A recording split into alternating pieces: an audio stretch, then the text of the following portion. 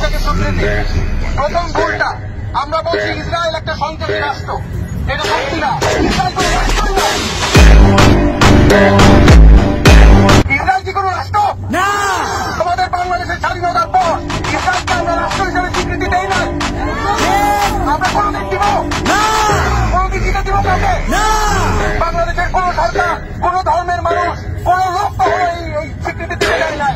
আমরা কোনোদিন দিতে দিব না। আমাদের একটা দাবি, এই রাষ্ট্র রাষ্ট্র না।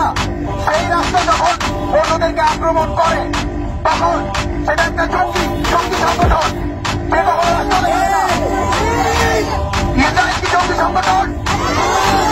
আমরা কখনো ইসরায়েলকে রাষ্ট্র মানি না। তাহলে আমরা বাংলাদেশের সরকারকে কূটনৈতিকভাবে নেতৃত্ব নিতে বলবো। আমরা দাবি জানাই যে বাংলাদেশের সরকার ইসরায়েলকে রাষ্ট্র হিসাবে মানে নাই, কিন্তু এখন তাদেরকে স্বীকৃতি দিতে হবে।